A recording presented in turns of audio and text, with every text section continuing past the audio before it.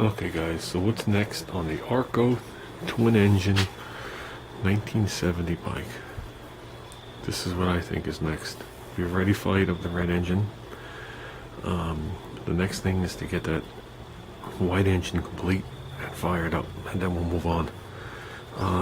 What that entails is I'm going to go back to multiple comments that have been passed actually. Good comments that I didn't think of. When we were talking about converting to electronic ignition, and a couple of people said that I couldn't do it and whatever. I mean, obviously there are engines you can't do it to.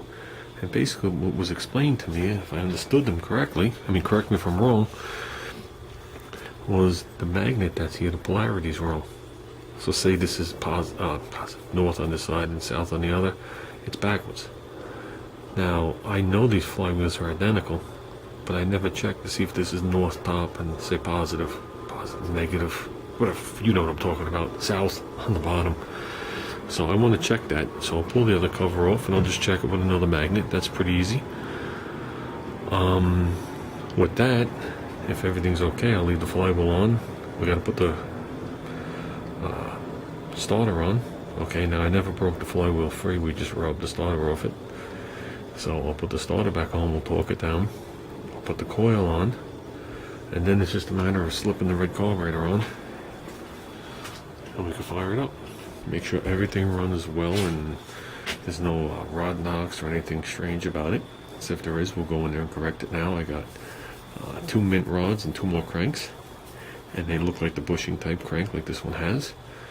I mean, I'd rather not go in there. The last time it ran, it didn't make any noises. Then after that, we're going to work on the intake manifolds again. We're going to get these intake manifolds bolted back on, and I have to make a stay. A stay is just a piece of metal, plastic, whatever it is, that connects 2 items together to keep them from vibrating, bending, flexing, whatever it is. So, for argument's sake, if I ran a piece of metal from here to here, that would be a stay. I want to run 2 stays up there because at certain RPMs the carburetor vibrated, and when it vibrated, fuel came out. We can't have that. When I zip tied it, vibration went away, everything was mint. What I'd like to do was, I played with this multiple ways. This one's easy. This one's the difficult one, but I gotta match them. So you always go for the difficult one and then copy it on the easy one. Just like this exhaust is easy, this one sucks. So I gotta make it for this one and copy it on that one. Basically what I'm gonna do is, I wanna connect the stay, or make a stay, right from the carburetor. I want to triangulate it down. One of the hardest things to bend is a triangle. No matter what direction you put it in, you're pulling and pushing.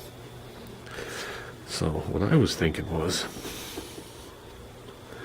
of coming to this bolt right here. Okay, definitely strong enough for this situation.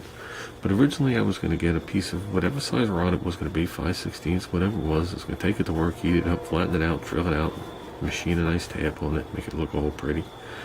Then come up to somewhere around here, put a nice nut on there and another bolt and all that. And I said to myself, there's got to be a better way that I could do this and adjust it. And I think what I'm going to do is, and it's actually, when you look at it, it's the strongest way. I'm going to make my stay here, which isn't going to come right off. It's going to lay flat and then come off it, so that this back engine clears the carburetor. Not a big deal. I'm going to go, I think it's 5/16, and there's a 1/4 inch bolt. And basically what I'm going to do is I'm going to come back, come up, okay, I'm going to straighten it, I'm going to go through the carburetor, and then I'm going to thread it. So that'll allow me to put a nut on this side, a nut on that side, and when I put everything together, I can fine tune it, and there's no better way of clamping but right there. And then, I'll just leave it so it's just a hair sticking out, normal, how far a bolt would stick through a nut, whatever's pleasing to the eye. And that'll triangulate this thing, big time. And the harmonics should go away. And that's what I'm going to go with. I'm going to start with, I'll build one on one of them, and I'll test it. If it works fine, I'll just copy it. And that I can do on this motor and this motor. It'll be above the aluminum plate. You know, I thought about coming from the top down to the original hole, but that's just, first of all, it's not pleasing to the eye, and it won't control the harmonics as much this way. This one I feel will, by clamping it like that. So that's the next project, or the next two projects. Let's get the white one running, and let's get the carburetor stays done. Once I do that, I put both carburetors on here. We'll fire it up and listen to both the engines. Then we'll get back on the chains. And once we get the chains resolved, that's like the last figuring out hurdle. Because exhaust, I know what I'm pretty much doing. Exhaust can be pretty simple. But yeah, that'll be the last big thing. Then I want to get the wheels and tires on it, put it on the ground, and see what the rake is on it, how much the back sits down and the front sits up, and see if I'm satisfied. If not, we might do a slight stretch to the front forks. But I can tell you right off the bat, it wouldn't be anything ridiculous. I'm not looking for ridiculous. And I was thinking of maybe 12.5 inches. No, I'm only kidding. I originally calculated 3 inches, which doesn't sound like much, but let me tell you something, that's a lot, guys. That's a lot. So, if it's only going to be 1 inch, I'm not doing it. So, just so you guys know where we're heading. That's it, guys. Got our helmets lined up here. Junior's helmet. My beefy. Got an assortment of tools.